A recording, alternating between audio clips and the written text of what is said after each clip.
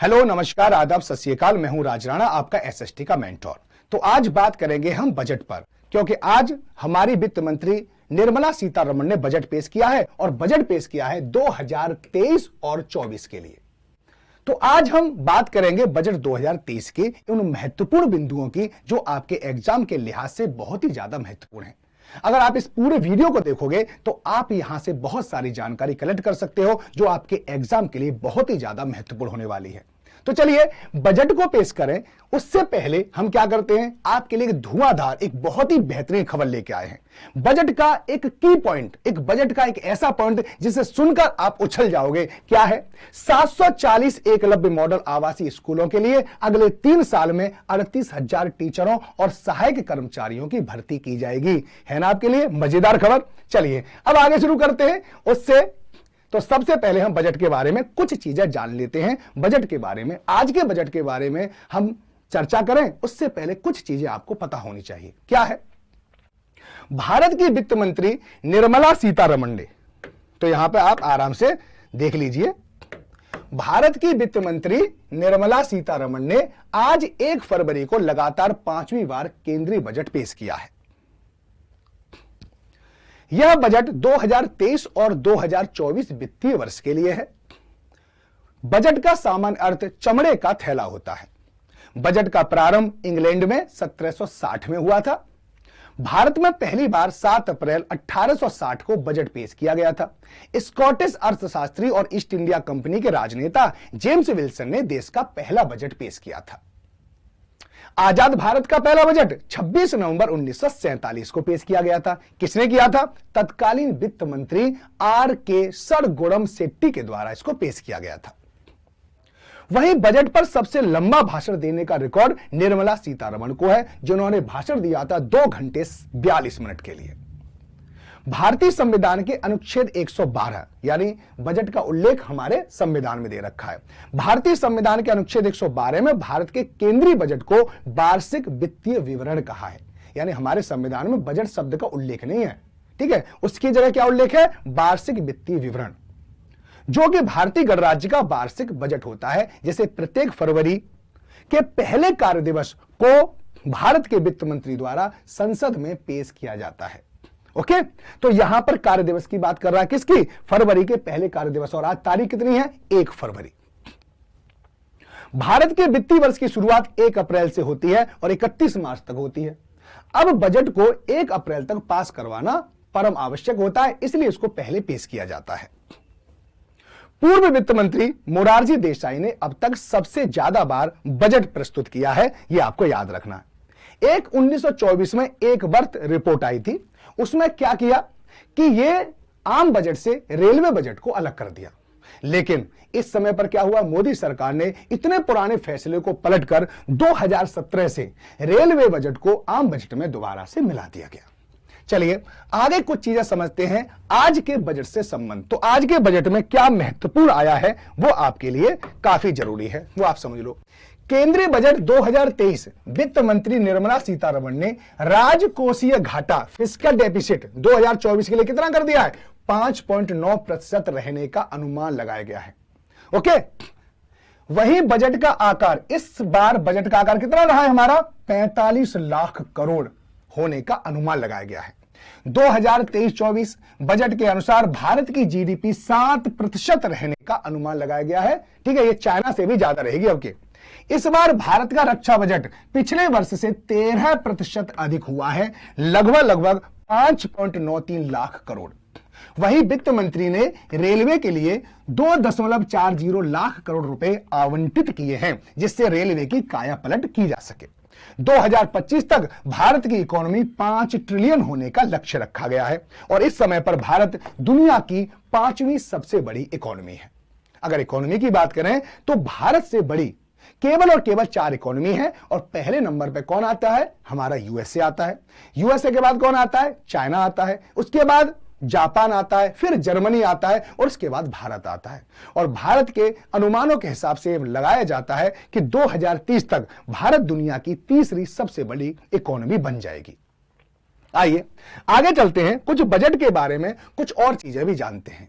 अब देखिए कि बजट पर किन चीजों पर जोर दिया गया है, ठीक है, तो वित्त मंत्री ने एक 7 लक्ष्य बताए हैं, बजट में 7 लक्ष्यों की चर्चा की है और 7 लक्ष्यों के नाम से आपसे प्रश्न पूछ सकता है कि बताइए कि कौन सा सप्तऋषि, यानी उन्होंने सप्तऋषि कहा इनको, कि कौन सा 7 लक्ष्यों में शामिल नहीं है। इस प्रकार से प्रश्न आ सकता है।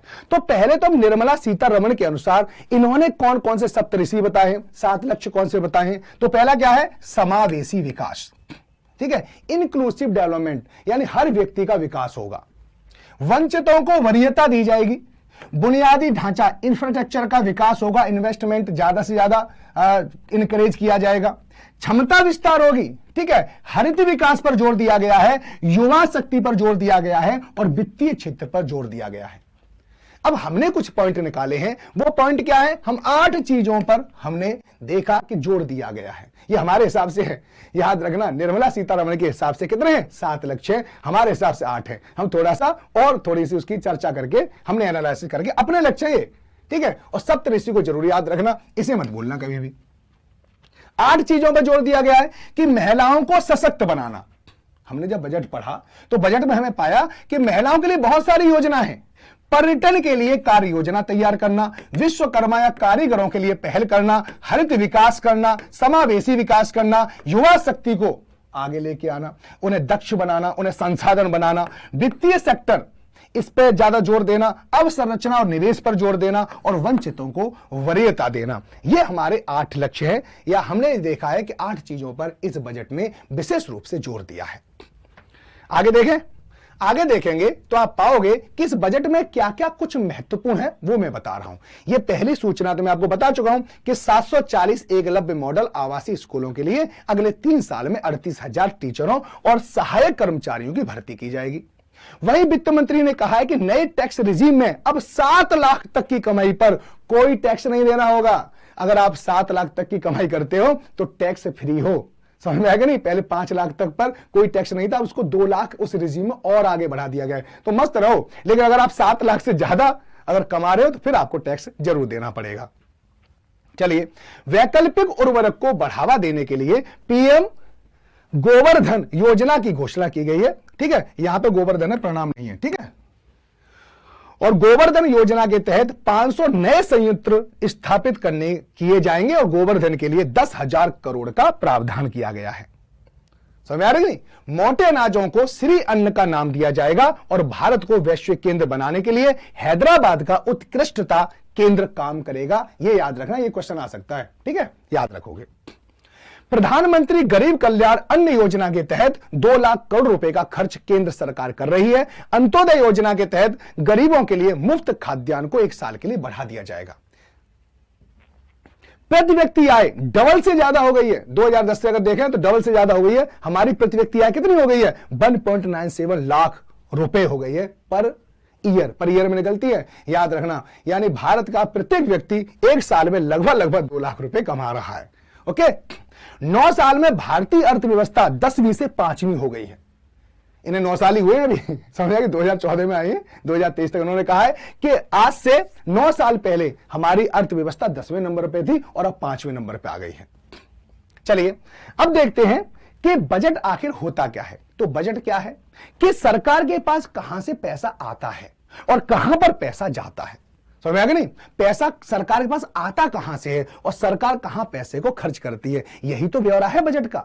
तो देख लेते हैं कि भारत के पास या सरकार के पास सबसे ज्यादा पैसा आखिर आता कहां से है, सरकार आखिर कमाई कहां से करती है। तो देखिए, अगर हम पूरे सरकार के पैसे को क्या मान लें, 1 रुपया मान लेते हैं, क्या मान लें, 1 रुपया मान लेते हैं, तो सरकार उधार और देनदारी में यह क्या करती है, 35% रुपया आता है, 35 रुपया आता है। जीएसटी से 16 पैसा आता है। अगर मैं 1 रुपया मान लूं, 1 रुपया मान लूं तो 35 पैसा उधार और देनदारी से आता है, 16 पैसा जीएसटी से आता है, 15 पैसा किससे आता है, यह आता है निगम कर से। तो अब निगम कर, हमेशा प्रश्न पूछा जाता है कि सरकार के पास सबसे ज्यादा पैसा कहां से आता है, ऑप्शन में निगम कर होता है। बहुत दिनों पहले निगम कर सही आंसर था, लेकिन अब क्या हो गया है, अब हो गया जीएसटी। जीएसटी याद रखना। आयकर से 15 पैसा आता है, केंद्रीय उत्पाद शुल्क से 7 पैसा आता है, सीमा शुल्क से 5 पैसा आता है, गैर कर राजस्व से 5 पैसा आता है और कर्ज से इतर कैपिटल इनकम से 2 पैसा आता है। वहीं अगर देखा जाए कि सरकार पैसे को खर्च कहां कर रही है, पता होना चाहिए। आपने सरकार को नियुक्त किया है, समझा कि नहीं, आपने अपने विकास के लिए सरकार को बनाया है, तो आपको पता होना चाहिए सरकार के पास पैसा कहां से आता है और सरकार कहां पर पैसा लगाती है और इसकी सूचना कहां पर दी जा रही है, लोकसभा में। लोकसभा में कौन बैठे होते हैं, आपके द्वारा प्रतिनिधि, आपने जिसको वोट दिया है वही प्रतिनिधि तो लोकसभा में बैठे हैं, वही आपको बता देंगे। इसका मतलब है सरकार क्या कर रही है इसकी जानकारी आप तक पहुंच जाएगी, यही तो लोकतंत्र है। तो देखिए ऐसे खर्च कहां पर पैसा होता है। मान लो भारत सरकार 1 रुपया खर्च करती है तो ब्याज चुकाने में 20 पैसा खर्च कर देती है उसमें से, तो देख लीजिए सबसे ज्यादा पैसा जाता है भारत सरकार का ब्याज चुकाने में, जो भारत ने कर्ज ले रखे। ठीक है, टैक्स व शुल्कों में राज्य का हिस्सा दिया जाता है, 17 पैसा वहां चला जाता है। सेंट्रल सेक्टर स्कीम यानी जो सेंट्रल की स्कीम है 15 पैसा वहां चला जाता है। सेंट्रल जिसको स्पॉन्सर करती है, जिसमें राज्य का भी कुछ भागीदारी होती है, उसमें 9 पैसा जाता है। वित्त आयोग व अन्य ट्रांसफर, वित्त आयोग के हिसाब से ट्रांसफर किए जाते हैं, उसमें 10 पैसा चला जाता है। वित्त आयोग और अन्य के हिसाब से 10% वैसे पैसा चला जाता है। सब्सिडी में 8 पैसा चला जाता है, रक्षा में 8 पैसा चला जाता है और पेंशन में 4 पैसा चला जाता है। तो यह 100% पैसा आता है और कहां जाता है ये आपको पता चल गई होगी। ओके, चलिए अब जान लेते हैं कि क्या महंगा हुआ है इस बार और क्या हुआ है सस्ता, यह भी आपको पता होना चाहिए। तो देखिए अब आप सिगरेट पीते हो तो भैया तुम्हारे लिए नुकसान होगा क्योंकि सिगरेट हो गई है महंगी। ठीक है, सोना पहनना बंद कर दो क्योंकि सोना भी महंगा हो गया है। इसके अलावा चांदी भी महंगी हो गई है, प्लेटिनम भी महंगी हो गई है और विदेश से आने वाली चांदी की चीजें भी महंगी हो गई है और किचन की चिमनी भी महंगी हो गई है। अब छत पे जाके चूल्हा बनवा लो, उससे खाना बनाओ है। चलिए, तो सस्ता क्या हुआ है, यह आपके लिए अत्यंत आवश्यक है, इसके बिना तो जिंदगी अधूरी है। मोबाइल मतलब आज मनुष्य की आत्मा से है, समझा कि नहीं। चलो, इसके अलावा इलेक्ट्रिक गाड़ियां ये क्या हो गई, ये भी सस्ती हो गई हैं। कैमरे के जो लेंस हैं वो भी क्या हो गए, सस्ते हो गए। अब आराम से ऑनलाइन वीडियो आप बना सकते हो आराम से, ठीक है, और कैमरा सस्ते हो जाएंगे। खिलौने सस्ते हो गए, बच्चों को खूब खिलौने दिलाओ। फिर साइकिल सस्ती हो गई है, साइकिल दिलाओ। ऑटोमोबाइल सस्ते हो गए, ऑटोमोबाइल तो जानते हो गाड़ी वगैरह जो होती है, ठीक है। ये एलईडी टीवी सस्ती हो गई, ले आओ, ठीक है। और बायोगैस से जुड़ी हुई चीजें भी सस्ती हो चुकी हैं। चलिए, अब यहां तक हमने जान लिया और कुछ चीजें हम यहां पे जान लेते हैं जो काफी ज्यादा जरूरी है। इसकी चर्चा हर एक चैनल कर रहा है कि टैक्स रिजीम में बदलाव किया, टैक्स रिजीम में बदलाव किया। हां, बदलाव किया है। 7 लाख तक की अगर आपकी आमदनी है उस पर कोई टैक्स नहीं लगेगा। अगर 7 लाख से ज्यादा है तो ये वाला टैक्स स्लैब लगेगा। ये ध्यान रखना कि उसमें अगर आपकी 7 लाख से आमदनी ज्यादा है तो 0 से 3 लाख तक यानी आपके 3 लाख रुपए तक कोई भी टैक्स नहीं देना होगा। और 3 से 6 जो लाख यानी 3 लाख जो नेक्स्ट होंगे उस पर 5% टैक्स देना होगा। 6 से 9, ठीक है, यानी आपकी अगर 9 लाख की अगर आमदनी है तो आप पर ये लगेगा, ये भी लगेगा, ये भी लगेगा और ये भी लगेगा। 6 से 9 लाख पर आपको 10% देना होगा। 9 से 12 लाख की अगर आपकी आमदनी है तो आपको 15% देना पड़ेगा और 12 से 15 तक 20% और अगर आप 15 लाख से ज्यादा कमाते हो तो 30%। अगर आप मान लो 1 करोड़ रुपए कमाते हो तो सोचिए कि 30 लाख जो रुपया है वो सरकार के पास चले जाते हैं। ओके, चलिए, यहां पर दे रखा है कि ये तुलना की गई है कि पहले क्या था और अब क्या था। ठीक है, तो पहले 5 लाख पर क्या था, 5 लाख तक कोई टैक्स नहीं दिया जाता था और ना अब टैक्स है ना पहले टैक्स था।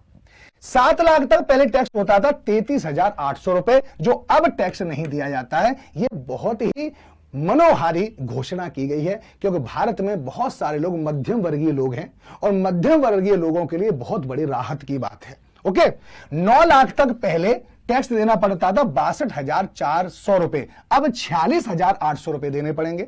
पहले 10 लाख तक यानी 10 लाख की अगर आपकी आमदनी थी तो आपको 78,000 रुपए देने पड़ते थे, अब आपको 62,400 देने पड़ेंगे। वही 12 लाख तक की अगर आपकी आमदनी है तो पहले 1,19,600 देने पड़ते थे, अब आपको 93,600 देने पड़ेंगे मात्र। और 15 लाख तक की अगर आपकी इनकम उससे ज्यादा है तो पहले 1,95,000 देने पड़ते थे, अब 1,58,000 देने पड़ेंगे। ये कुछ फायदा हो गया है। ओके, चलिए आगे चलते हैं, कुछ बजट के बारे में कुछ और चीजें भी जान लें अगर आप बुरा ना मानो तो। ठीक है, ये सब स्लैब दे रखी है, यही है सब कुछ बजट के बारे में। तो इस बजट में बहुत सारी घोषणाएं की गई हैं। उन जैसे राजकोषीय घाटा क्या होता है, तो उसके लिए मैं एक सेपरेट वीडियो बनाऊंगा कि राजकोषीय घाटा क्या है। बजट में जितने योजनाओं का उल्लेख किया गया है उसके लिए भी आपको एक सेपरेट वीडियो मिल जाएगा। अब हम क्योंकि ये जल्दी जल्दी में हमने बजट बनाया है और बजट को पूरे देर से तैयार करना पड़ता है, पढ़ना पड़ता है, उसके बाद एक और बजट का वीडियो लेके आऊंगा मैं, धांसू वीडियो, और फिर उस वीडियो में आपको एक एक पॉइंट को बेहतरीन रूप से समझा दूंगा। चलिए, आपको ये सूचना कैसी लगी मुझे जरूर बताओ और कमेंट बॉक्स में तो जरूर आपको बताना, और अगर आपको वीडियो अच्छा लगा है तो लाइक और शेयर जरूर कर देना। चलिए, बाय बाय, टेक केयर, जय हिंद, जय भारत।